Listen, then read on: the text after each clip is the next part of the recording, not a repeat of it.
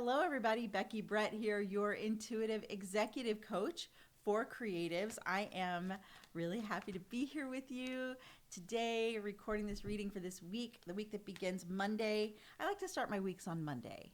I don't know about you. Maybe that's weird. Let me know if you start your week on Sunday or Monday. But Monday, December 13th.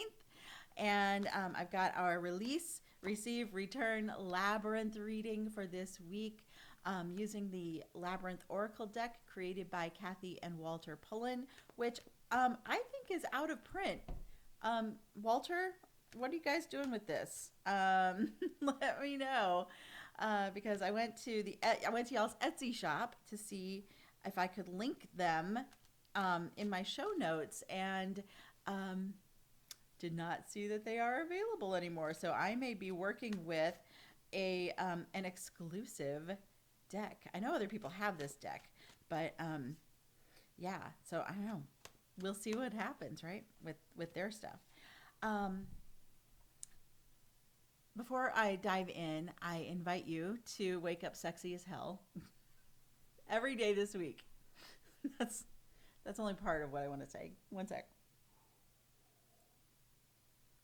I invite you to check out the links, please, in the description box below. If you haven't subscribed to this channel, please do so. Ring the notification bell so you know when my videos come up. And leave a comment. Please let me know like how this is resonating for you. If you enjoy these readings, if this is something that, if there's some other type of reading you'd like me to do, let me know, because I am open to your feedback. The links in the description box are going to be about things like my upcoming group program, Intention Seekers Sanctuary.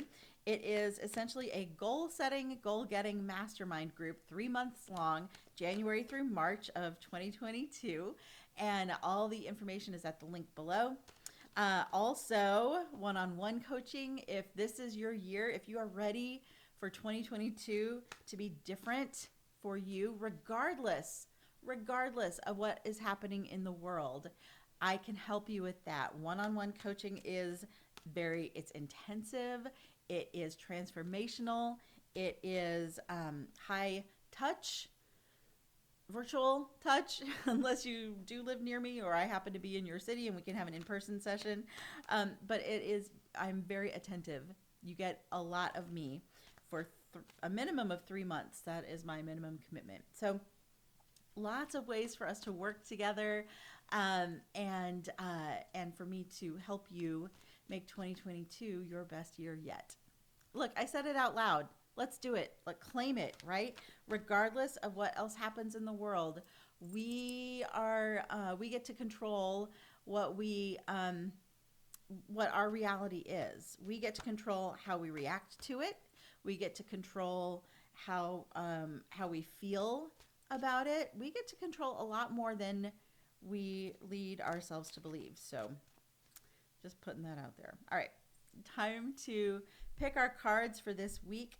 This reading follows the mantra of the Labyrinth, which is release, receive, return.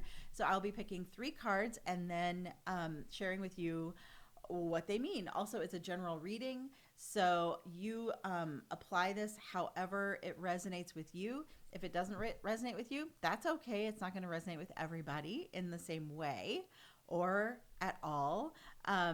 But I'll tell you what the card means, and you get to decide, like, oh, does this apply to me? Does this apply to my partner? Does this apply to a friend or a colleague? You get to kind of place it in your life and circumstances. All right. And here we are. So in the release, well, this is interesting. If you've been watching my lives, especially the ones from, when were they? October, I think, or September. This came up a lot, the clue of thread, but it's in the release position, which I find very interesting. So we will explore that. In the receive position, we've got the page of obelisks or innocence. I know what this, I already have an idea. Okay. And then, but we'll see what comes up. And then in the, excuse me, in the return or integration position, we have the 8 of obelisks or sharing. So a lot of obelisks this week, which means your spirituality, the life of your mind, like your intellect, your it's almost like your your connection with your like ethereal connection or your quantum connection. Um, oh, okay. And then at the base of the reading, we have resting or quiet. So this is sort of like our anchor for this week, which is funny because in uh, Western society right now, it is the holiday season, and I know a lot of people are busy, and I use air quotes around that. So the invitation this week is to take those moments of rest, and that within that rest is where you're going to find what you need. Um, I'm seeing a lot of meditation for this week because of all the obelisks and that resting and quiet card being at the base of our reading. Okay, well let me get one more sip of coffee before I figure out why Clue of Thread is in the release position. It's very interesting. Hi, Deepak. I see you over there on Instagram. You guys, I am live on Instagram right now. If you don't follow me, please do. BeckyBrett.live on Instagram. All right, let's talk about this. Clue of Thread. So the mythology around this is that when Theseus went to slay the Minotaur, Ariadne went to Daedalus and asked him for something that would help Theseus survive this trial. And what Daedalus gave her was basically a clue of thread. Clue, not clue. A clue of thread, a ball of thread, a little bit of help. And so this is about a little help, a little assistance. Oh, damn. Okay. I figured it out. All right. So in the release position, this is your week to call upon your own resources, your own internal resources. So don't look outside yourself for help this week. I don't often say this, so please know that this is just for now. This is just for now. And you know what? It may come up later this week as something that you actually need to re-engage. But for now, you are called upon to self-source as much as you can. You know more than you think you know. And that is something that one of my unintentional mentors taught me. I say unintentional because I learned a lot from this person for none of the, she was very inspirational, but for none of the reasons that she thought she was, right? But she did teach me that valuable lesson that you know more than you think you know. You do. You know more than you think you know. You have more resources at your disposal personally than you might think you have. So take stock of those. How do we do that? We rest, get quiet, and when you quiet your mind, it's easier to access that information. So if you pray, if you meditate, whatever you do to quiet your mind, know that that this is the week to tap into those internal resources instead of looking outside yourself for help. Receive, in the receive position, we have the Page of Obelisks, and I love this card so much because of the sunflowers. I love sunflowers. Innocence. So we're invited to receive that beginner's mind, to receive that almost childlike curiosity. Re-engage your curiosity this week. So as you let go of the need for other people to do things for you and you self-source your answers, approach them from a fresh perspective. So what does that look like in practice? It looks like when you encounter resistance, okay, so when you're like figuring out, okay, what do I need? What do I have? And you immediately discount that because your life experience has maybe shown you that it's not what you thought it was. Try approaching it again from a place of curiosity and innocence, and see where that takes you instead of immediately discounting it. I love looking at this card. I'm gonna let you look at it too for a little bit longer. So look at all those flowers around her, all different colors. The butterfly, which is, a symbol of transformation. I mean, this may be a week of transformation for you. Who knows? We're always transforming. It's just to what degree are we acknowledging it, But yeah, approach this week, receive that childlike curiosity. And then in the return or integration, this is how we are invited to integrate all of what is happening this week. The 8 of obelisks, or sharing. So what does this mean? Let's share what we have discovered. Let people in on what you're working on. So as you move through the week, yes, we're going to self-source our answers to the extent that we can, because we know more than we think we know. And then put it out into the world. It's time. I think last week I was talking about, kind of keep things close to yourself for now. This is the week to put it out there. Put it out there. Share it. Share what you've been working on. Let people know what you've been working on. Let them know where you are in your life, where you are in whatever your creative project is. And, okay, rather than like asking for help, let them share and let them come to you. Magnetize them to you. I love this. Okay. Yeah. I'm feeling called to now pull from the Sacred Creators Oracle, because I want to, my desk is a little small because I've got like my giant mic like right here. I don't think you can see it. Like my giant mic is right there. And so I just needed to shift the cards over to the side for a sec. Okay, so the Sacred Creators Oracle, here's the box. And this is the one I've started pulling from for my morning coaching moments, because I like that these messages are, they tend to be pretty gentle, and that's kind of what we need first thing in the morning. But yeah, on Instagram, I go live every morning to do a morning coaching moment that's inspired by these cards. So let's see what else they have to say to us.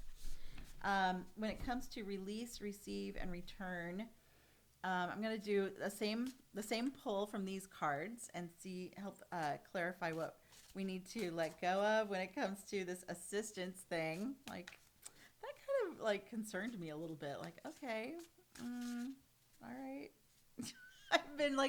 I've been so beating the drum of ask for help, delegate, and then that comes up as let go of it, stop delegating. I'm like, oh damn. But I don't think that's it. It's not about stopping delegating. It's about self-sourcing your answers, because you know more than you think you know. I get it. All right, Sacred Creators Oracle, tell us more. In the release position, we have releasing the sacred flow of yes. What this tells me is you need to tell some more people no. Every time you say no to one thing, you're saying yes to another thing. And so, okay, I'll go into this in a minute. And then we've got you are epic as a self-care message in the receive position. And we've got choose who you are becoming in the return position. Lovely. All right, let's dive into these a bit more. And I will refer to the book because these cards are relatively new to me. I just got them in October. What is this, December? I've had them for just a couple of months. So, okay, releasing the sacred flow of yes. I already know what this is about. Like this one, I've gotten this one for myself before, because we tend to overcommit, don't we? And especially probably this time of year, you're feeling that overcommitment. Like, oh yes, of course, I will host 20 people at my house for Christmas. No. So release that. Release saying yes to every ding dang thing. You can tell people no. No is a complete sentence. It may feel uncomfortable the first time you practice that, but boundaries. This is definitely a boundary card in this position. So it's really okay. You enforcing your boundaries is not meant to make other people feel good in that moment. They'll feel okay later. They'll be okay. People are responsible for their own emotions. You are not responsible for their emotions. So you're responsible for your emotions and your boundaries and your health and your sovereignty. And when you let go of the sacred flow of yes, tell people no sometimes. It's okay. No, I'm not going to that party that I don't want to go to anyway. No, I am not going to eat Aunt Mabel's whatever food, starch, like Jell-O salad. There we go. Not going to eat your Jell-O salad, Aunt Mabel, because it doesn't feel good in my body later. Things like that. Okay. Then we have, and this is where I do need to refer to the book, the You Are Epic in the receive position. Here's something that's cool. I love how the yellow mirrors the yellow of the sunflowers. So pretty. So if we are looking at approaching from a beginner's mind, you are epic as a self-care message. Let's see what's going on here. Rachel, oh my God, hi, hon. It's good to see you. I'm recording. Sorry, hang on a sec. I'm going to say hi to my friend over on Instagram. I'm recording the weekly reading. So here, I'll show you the cards in a sec. I promise I will show you the cards in a sec. Right now we are on release or receiving You Are Epic as a self-care message. So, okay. Rigidity, not leaving space for serendipity, being overly pragmatic, working too hard and overextending yourself. Oh, hey. Letting go of the sacred flow of yes, right? Unconsciously blocking your epic journey. Okay, this is how it relates to the card that was originally pulled, which was this page of obelisks in the receive position. And then we have releasing your epic. So if you find that your flow, your sacred flow is blocked, approach it from that beginner's mind. Approach it from a place of innocence. Like, what if I didn't know what if I had no experience in this? What would excite me about it? How would it feel? What if I didn't know anything? What if I had amnesia and couldn't remember anything about it, any of my previous experience? How would I approach it?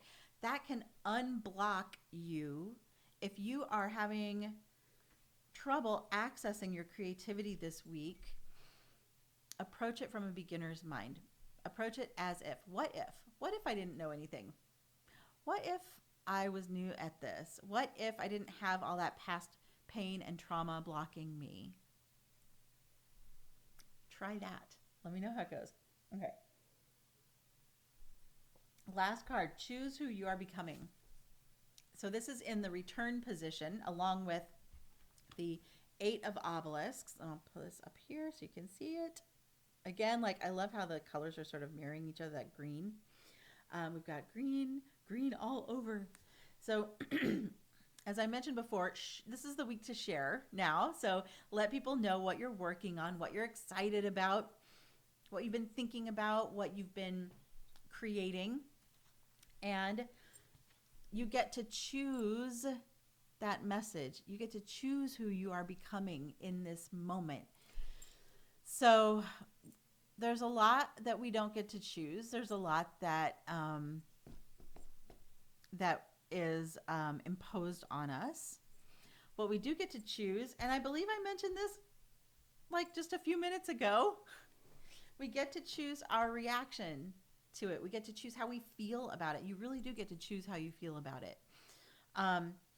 You get to choose, okay, if you feel, as some people do, that, oh, I just feel my feelings and I don't get to decide what those feelings are,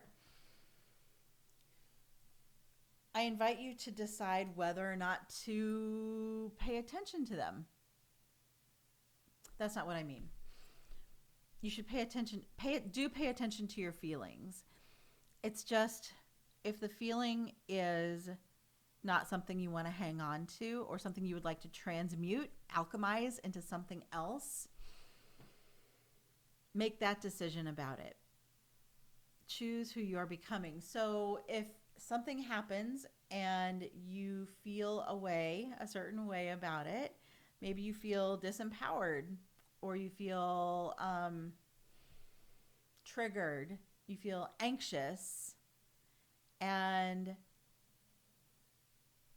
you want to make a different choice about that. So you can choose to alchemize that feeling into something else. You can choose to transform that. And there are ways that I now have access to now that I'm certified, or becoming certified. I will be officially certified in February, I think. But there are modalities that can help you transmute this into something more supportive and helpful. Because anxiety is a block. It stops the flow of creativity. You can transform that anxiety into something else. There are lots of ways to do it. You can embody a metaphor and learn what it has to teach you. You can anchor in a different feeling and collapse those anchors so that you don't feel anxiety in it, because your body won't feel two states at once. So there's a way to collapse that anxiety into something more supportive, like excitement. There is a technique called mapping across, where if you like something a little too much, like I love this feeling of anxiety, actually, it propels me forward. We can map it to something you don't like so that you would, instead of feeling anxiety, you just feel calm. So there are lots of ways to alchemize that and to choose who you are becoming.